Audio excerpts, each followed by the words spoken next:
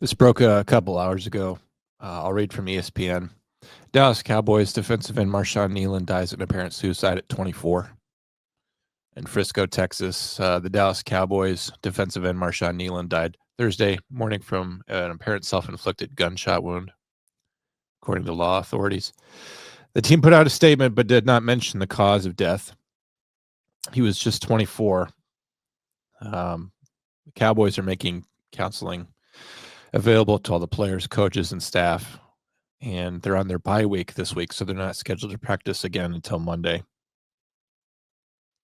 Texas Department of Public Safety troopers found Kneeland's vehicle crashed on southbound Dallas Parkway near Warren Parkway.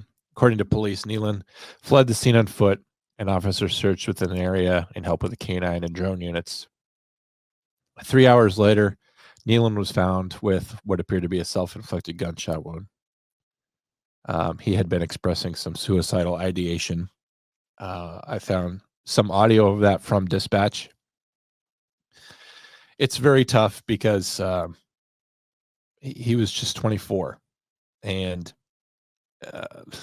it's a rough season for the Dallas Cowboys. But Marshawn Kneeland actually just had a great game on Monday night versus the Cardinals. He was the one with the only highlight of the night for the team.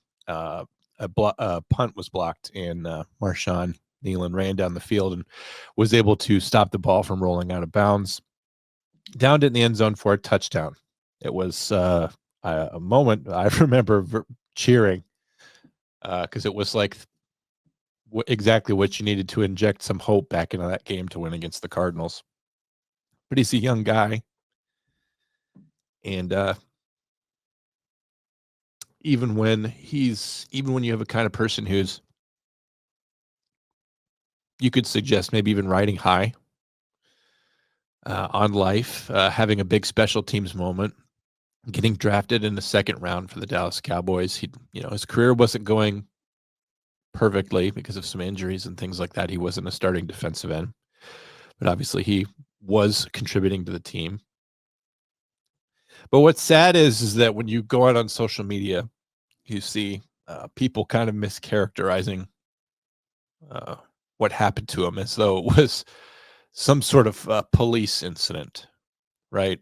Some kind of accident happened or violation happened and the police got involved, and it was because of the interaction with police that led him to this. I've dealt with a lot of, in the last 10 years as a 911 dispatcher, a lot of people who have been suicidal and people who have had those encounters with police. When someone is in the midst of a mental health crisis and they're talking to loved ones, and particularly when they're outside of their house and they're on the move, that's when police are bound to interact with them from traffic violations or whatever. And what's sad is that a police officer or a 911 dispatcher can try very, very hard to save them in that moment, but they've already lost themselves in their mind. They've already become so overwhelmed. They've been walking on that razor's edge for a while, and maybe no one could see it. Maybe it's hard to be a professional football player and admit that you're in that kind of personal danger and that you need that kind of help. Maybe, who could guess what was going wrong in his life compared to everything that we see on the outside that's going right? Those of us who are just casual football fans, those of us who've never played the game at that high level with that kind of pressure and those kinds of stakes, we've never gone through that. And he's just 24 too. Recall who you were at 24 and how well you handled stress and the things in your life. And but I think it's important to understand that police and 911 dispatchers worked very hard to help this guy. They were communicating with family. Marshawn Kneeland was in a group chat with his family, which has to be devastating to them that he's in this situation for hours where police are searching for him with dogs and drones, and you think we can draw back from this edge. It doesn't have to end this way. I'm sure that they're feeling terrible because They wanted to stop it from happening. But police and 911 dispatchers feel that way as well. And I'll just play some of the audio that's kind of already been released.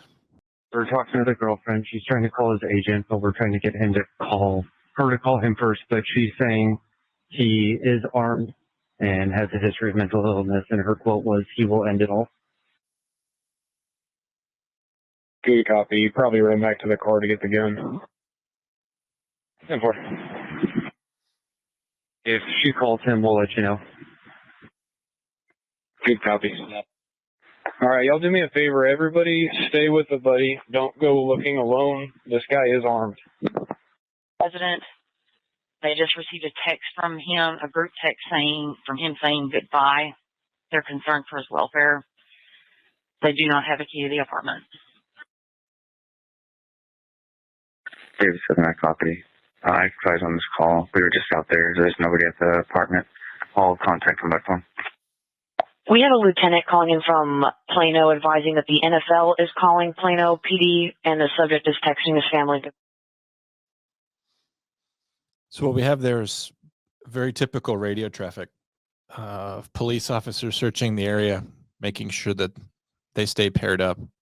The last thing you want is some kind of confrontation in a neighborhood or wherever he was hiding out, a one-on-one confrontation with guns involved. For the officer's safety as well, what people don't often know is that suicide is it's one side of the same coin as homicide, and someone who's in that state where they could harm themselves could harm anybody. And of course, we don't want police officers to be harmed. We don't want any passersby to be harmed incidentally. So they'll do everything they can to intervene in that crisis. But all of us who work in this field know that, really only the suspect involved and God can really make a difference. We try to influence it for a positive outcome. And sometimes it doesn't work out that way. So I feel sad for Marshawn Kneeland and his family. And I feel sad for everybody that did their best to try to save him, the police officers who are out looking for him, and the dispatchers who worked so hard to coordinate calls from the family, from Plano PD, from probably the NFL as well. Trying to coordinate all those things, put communication together in order to resolve that, and it didn't work out. It reminds me of another case. We talked about recently on the show of Ellen Greenberg, who was a teacher who had some things that were stressing out in her life. Which of those things was her job. I'm sure that being a teacher when you don't want to be a teacher and trying to manage that is very stressful. And when you are playing football on that level, I can't imagine the daily intensity and stress of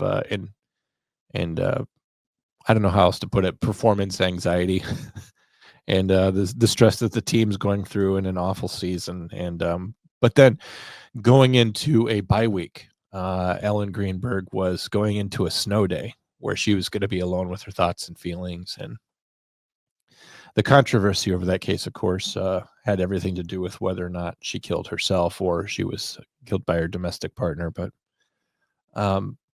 both cases to me seem like you have people who are walking along the razor's edge, and they encounter that moment where, I don't know what it was in Ellen's case, if she got an email from an administrator at the school or, for Marshawn seeing the red and blue lights light up in his rearview mirror. But that moment where you are so close, and you know that if one more thing happens, you'll be pushed over the edge.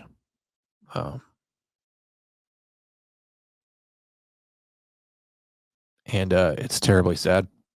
And I just pray for his family and for the team and for all the professionals there in Texas who worked very hard to change the outcome and to save his life.